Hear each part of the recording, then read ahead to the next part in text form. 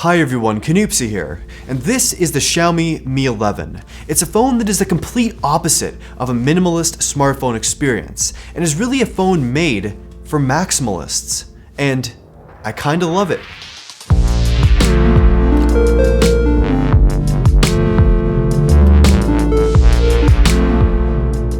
So, quick look at the design. It's super flashy, and this phone is really meant to be seen. The device has a matte finish on the glass back, and depending on the light, it actually changes colors quite a bit. From a blue, to a purple, to yellow, to gold. It's wild.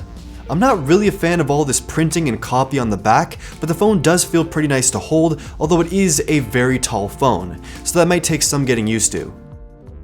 The buttons are nice, the dual speaker setup is pretty interesting and does get nice and loud, and there's actually an IR blaster for controlling your TV, which is very rare to see these days.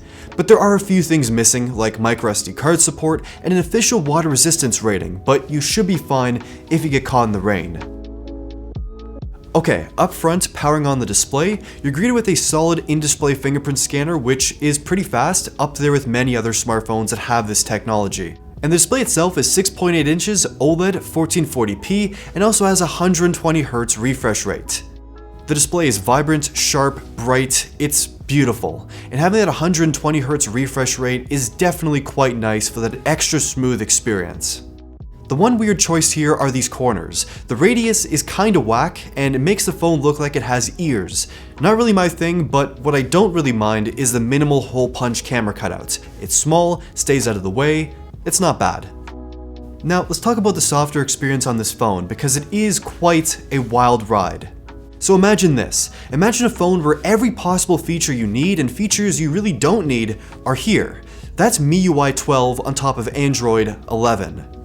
So the main home screen isn't really anything too weird. It's fairly customizable, it has an app drawer, or no app drawer, whatever you choose, Google Snapshot when you swipe right, and Control Center when you swipe down. And honestly, it's quite beautiful. The whole software experience is really polished and looks nice. There's tasteful blur transparency and gradients, some really nice clean icon designs. I kinda love it. Definitely a contrast from past Xiaomi phones, they've evolved quite a bit. But underneath the surface level simplicity is a neatly organized bucket load of features. And it sounds like a complaint, but it's really not. There are so many features built into almost every area of the software experience on this phone. Like for example, if you're watching a video, you can open the video toolbox, which gives you a bunch of settings to make your watching experience even better. Floating windows are easy to access for multitasking, and I quite like the UI, going from a floating window to a full screen pretty quickly. As it is Android, you can pretty much customize the phone in almost every area, and as you dive into some of the stock Xiaomi apps and the settings, there are just features on features on features on features. Now, this is all before we talk about the camera experience on this device, and there are plenty of software features built into that experience as well. But let's talk about the actual hardware first. Up front is a 20 megapixel selfie camera, and selfies are mostly okay, I'd say. In some situations, photos are better than others, but some of the features they've included are pretty wild. So there are these sort of live AI filters that as you're looking in the viewfinder, you can pretty much change your entire appearance. It is incredible technology. Is it a good use of this technology? I don't know, but it's pretty crazy. At the back, it's a 108 megapixel main camera, 13 megapixel ultra-wide camera, and a 5 megapixel macro camera that I'm not even gonna talk about. Now, taking photos with this phone, it's a pretty great experience. The image processing is solid, photos are vibrant and sharp with incredible detail. The shutter is quick, and in almost all conditions, you're getting beautiful shots.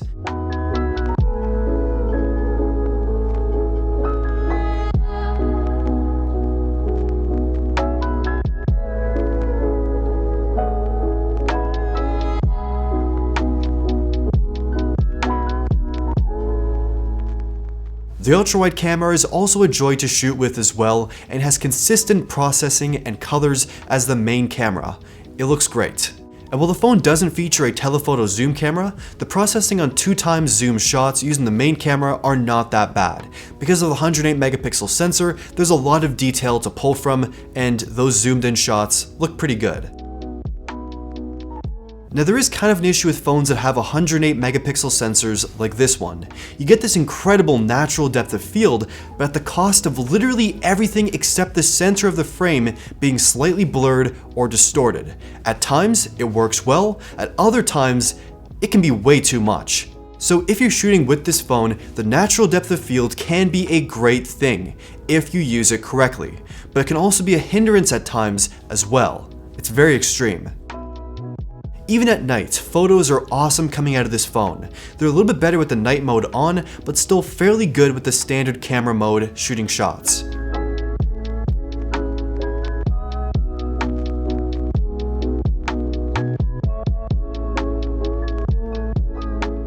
Now, here's where that crazy software experience comes back in again. Okay, look at this photo. Now, if I go into the editing section and I go to sky, I can not only change the time of day, but also the weather, and also what's in the sky.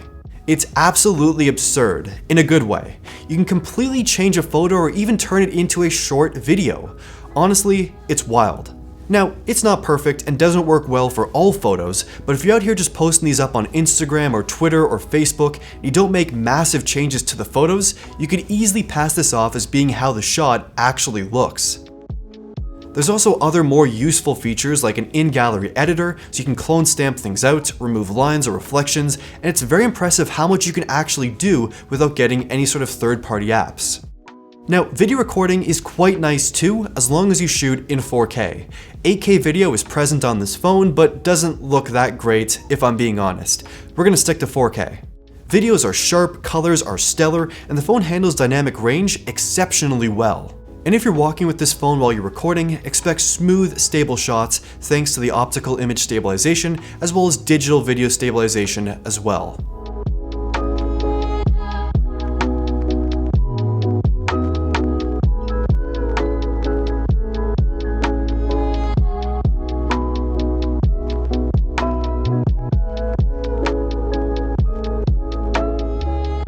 There's also kind of a mini video editor built into the gallery app as well, so you can add titles, adjust colors, contrast, all that fun stuff. It's really nice to actually have a video editor sort of built in to the main app. So that's the camera experience on this device, and putting aside all the weird software features and editing tools, the core camera experience on this phone is actually really good for both photos and videos. Xiaomi killed it here. Now actually using this phone, performance has been quite solid, thanks to the Snapdragon 888 as well as 8 or 12 gigs of RAM. My phone has 8 gigs. In combination with the 120Hz display, day-to-day swiping around, multitasking, playing some games, everything on this device, including processing all those crazy software features, it's a dream. No problems here whatsoever. These are of course top-of-the-line specifications, so you can definitely expect some great performance, and even with all those software features baked in, the phone has no problem keeping up. And this also applies to battery life. Whether I'm home or out and about using 5G, the 4600 mAh cell is definitely enough to power a full day of usage. I've been taking a lot of photos, watching a lot of videos, using social media, and a mix of Wi-Fi and 5G, all with 120Hz on in the full resolution, and I've had no problem getting through a full day of usage and ending those days at around 30% battery. There are of course plenty of battery saving modes on this phone, and you can also turn off the 120Hz refresh rate or reduce the resolution if you want even more battery life. But overall, from my experience, battery life is not an issue here. And for charging, there are of course options here too. Wired charging up to 55 watts, and you can either choose to have the charger in the box or move ahead without it if you don't want it for some reason, but I would definitely get it if you can because it is a great charger. There's also 50-watt wireless charging with supported wireless chargers, and of course 10-watt reverse wireless charging because why not? You can definitely share some of that large battery. Okay, so this phone is truly a maximalist's dream phone. From the flashy hardware and design, to the overkill camera setup with all those reality-bending features, to the top-of-the-line specs that power a software experience packed to the brim with everything from advanced multitasking to customization and everything else, this phone is doing the absolute most, but does it all in a way where those extra features are there if you want them, but they're not forced on you. Here's a metaphor to compare this phone to. Think of a home with thousands and thousands of books, but they're all neatly organized and tucked away. If you want to see them, you want to read them, they're there. If you don't want to see them, they're hidden. It's a bunch of features neatly organized in a phone that presents a clean software experience first and foremost. And there are so many features we didn't even have a chance to talk about in this video. This phone is just packed. While the Mi 11 unfortunately isn't available in all regions or areas around the world, if you are able to buy this phone or you import it, you're gonna enjoy it. Even someone like me who prefers a more minimal software experience and just a more clean experience with their device, I really enjoyed my time using the Mi 11.